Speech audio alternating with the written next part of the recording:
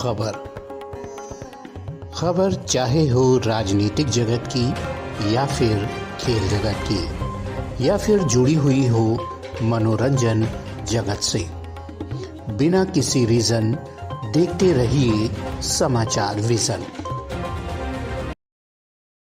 नमस्कार, आप देख रहे हो समाचार विजन। मैं हूं शशि पांडे।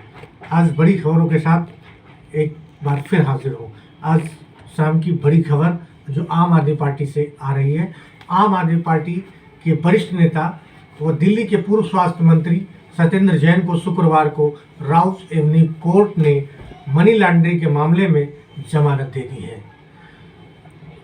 उन्हें 50,000 रुपए की मचलके पे सशर्त जमानत दे दी गई है। फिलहाल उनके देश से बाहर जाने पर रोक लगा दी गई है। आज जिस तरीके से सत्येंद्र जैन को जमानत मिली है, इससे पहले उन्हें पिछली साल मई में स्वास्थ्य कारणों के चलते जमानत दी गई थी। तब वह 10 महीने तक बेल पे रहे थे।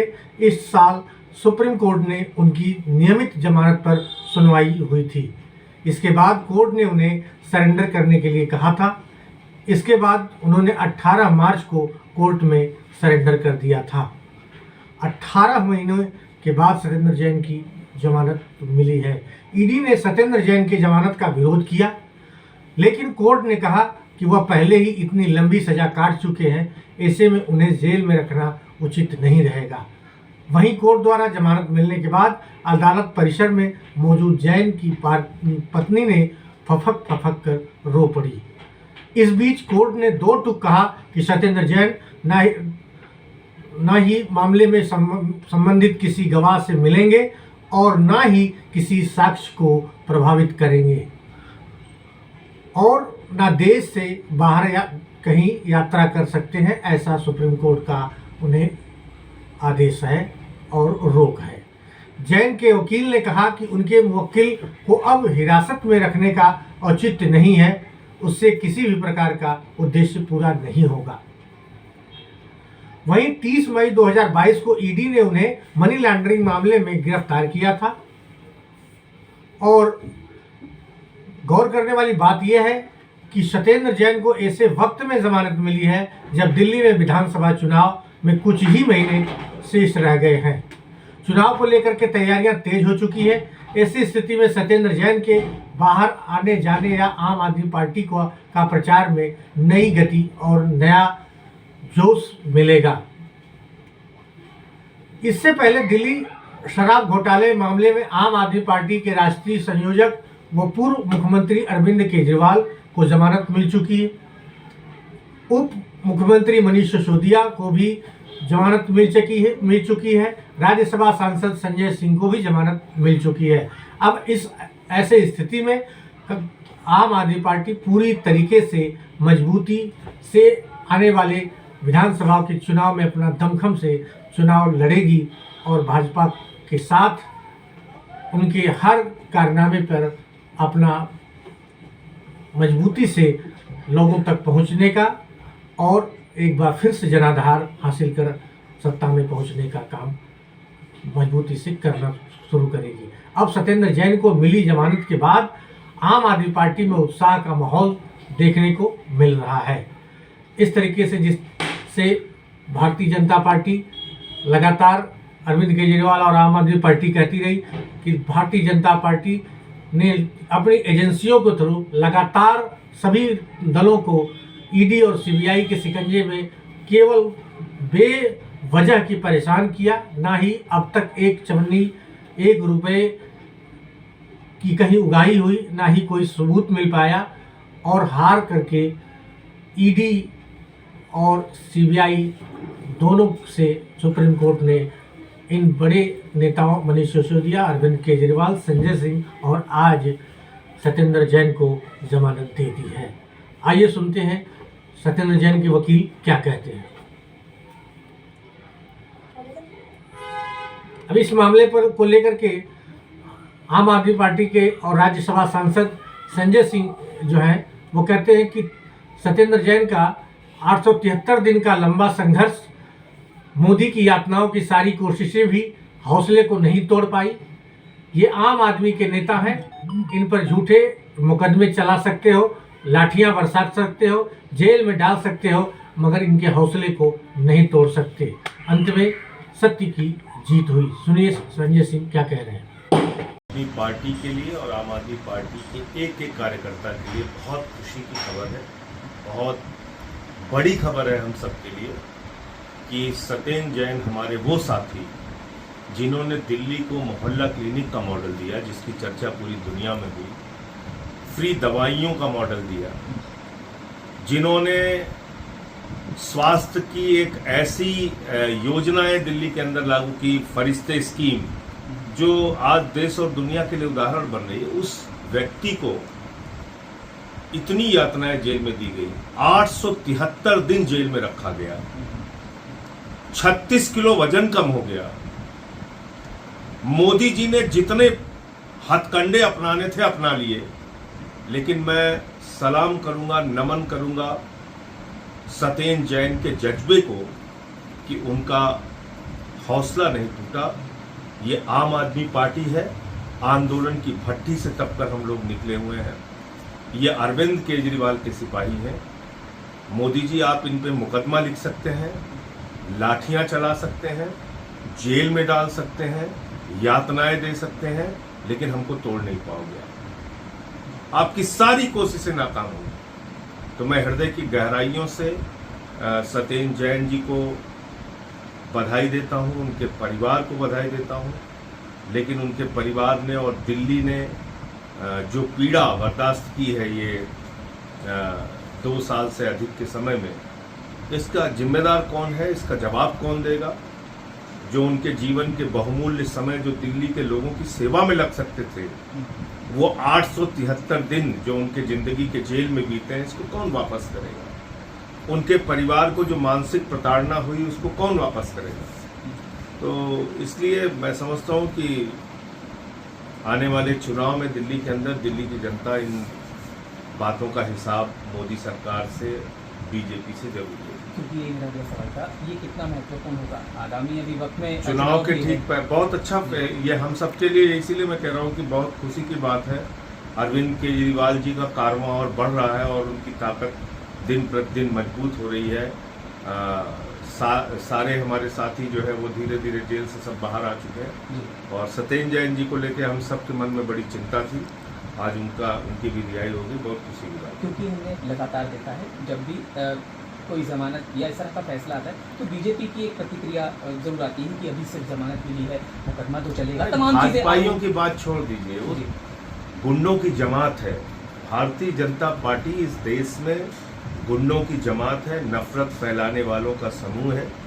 भारतीय जनता पार्टी लोकतांत्रिक व्यवस्था में यकीन नहीं करती, पूरे विपक्ष के लोगों को कुचलना चाहती है, लेकिन उनकी गुंडागर्दी का जवाब हम लोग देंगे।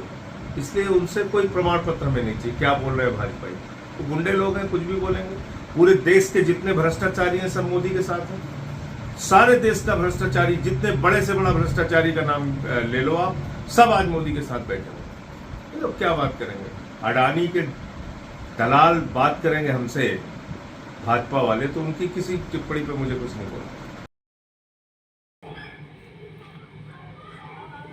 और इसी मामले को लेकर के मनीष सिसोदिया भी कह रहे हैं, जिस तरीके से प्रताड़ित किया गया, हम सभी को जेल में डाल करके हौसले को तोड़ा गया, लेकिन कोई भी आम आदमी पार्टी का नेता नहीं टूटा, ना ही कोई सबूत निकला और सुप्रीम कोर्ट ने उन्हें जमानत दी।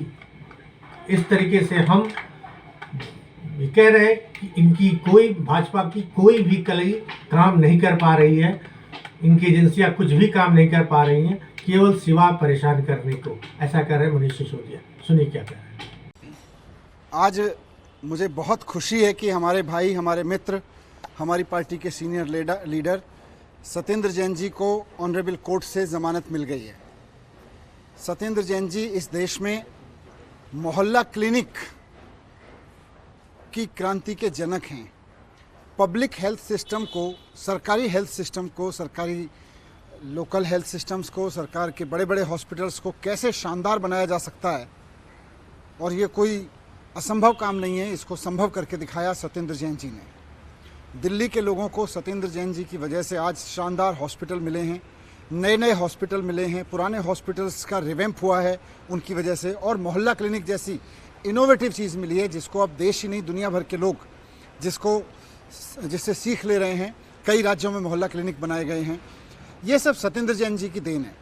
सत्येंद्र जैन जी बहुत मेहनत के साथ दिल्ली के लोगों की सेवा कर रहे थे, लेकिन भारतीय जनता पार्टी ने कुचक्र करके, षड्यंत्र करके, क्योंकि उनको डर लग रहा था कि अगर अरविंद केजरीवाल जी की सरकार इसी तरह से दिल्ली के लोगों की स्वास्थ्य सेवाओं को ठीक करती रही तो दिल्ली नहीं पूरे देश में लोग बीजेपी से भी क्वेश्चन पूछने लगेंगे कि भाई अगर सत्येंद्र जैन और अरविंद केजरीवाल जी दिल्ली के अस्पतालों को ठीक कर सकते हैं तो आप गुजरात के, उत्तर प्रदेश के अस्पतालों को ठीक क्यों नहीं कर रहे?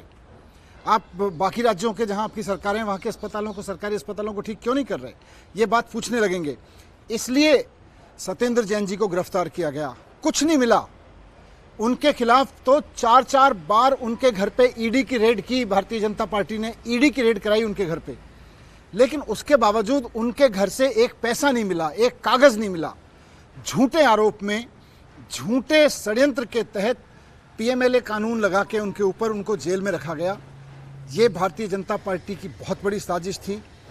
आज भारतीय जनता पार्टी की पूरी साजिश का पर्दाफाश हुआ है, क्योंकि सत्येंद्र जैन जी के खिलाफ कुछ नहीं निकला। आज ऑनरेबल कोर्ट में खुद ये ऑब्जर्व किया गया कि इस केस में अभी तो पता नहीं कितना समय लगेगा। क्यों समय लगेगा? क्योंकि कुछ मामला तो है नहीं। अब इधर उधर से भानुमति का कुनबा जोड़ जोड़ के कोई झूठा केस बना रखा है।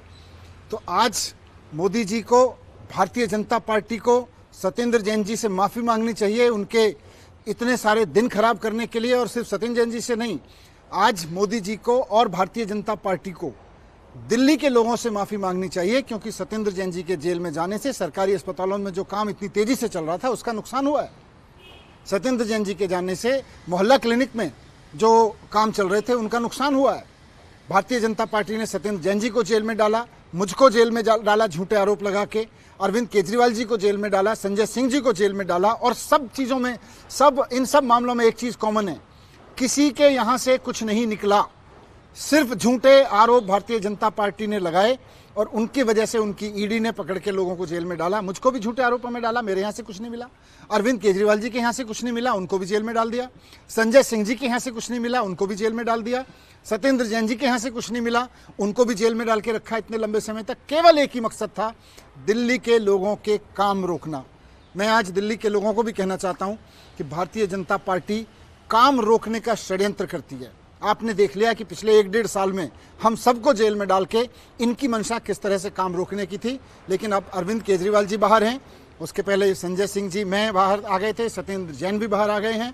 सब काम अब बहुत तेजी से होंगे और दिल्ली के काम बहुत अच्छे से होंगे। सर, आज संभावना बन रही है कि आज ही वो तिहाड़ से बाहर निकल सकते हैं, तो क्या आप लोग सबको जाएंगे उनको लेने के लिए? बिल्कुल बिल्कुल लेने जाएंगे। सत्येंद्र जैन जी हमारे सबके हीरो हैं, हम सबके नहीं, पूरी दिल्ली के हीरो हैं। हेल्थ सिस्टम को देखें तो पूरे देश के हीरो हैं सत्येंद्र जैन जी, उनको लेने जाना बनता है। विधानसभा के ठीक पहले सारे नेता आपके जो एक एक करके जेल में गए थे, उनके बाहर आने देखिए, भारतीय जनता पार्टी ने क्यों डाला सबको जेल में? सिर्फ इसलिए ना कि मैं सत्येंद्र जी, अरविंद केजरीवाल जी के नेतृत्व में जिस तरह से एक के बाद एक हेल्थ सिस्टम, एजुकेशन सिस्टम, बिजली के सिस्टम में, पानी के सिस्टम में काम कर रहे थे, उन कामों को रोकना इनका मकसद था। कुछ समय के लिए काम रोके, लेकिन इनकी साजिशें नाकाम हो रही हैं। ये आम आदमी पार्टी की आज बड़ी जीत हुई है। जो सत्येंद्र जैन 18 महीने जेल में रहे, उसके बाद आज उन्हें सशर्त सुप्रीम कोर्ट ने जमानत दी है। जुड़े रहिए आप हमसे, देखते रहिए समाचार विजन। नई खबरों के साथ फिर से लौटेंगे, तब तक नमस्कार, जय हिंद।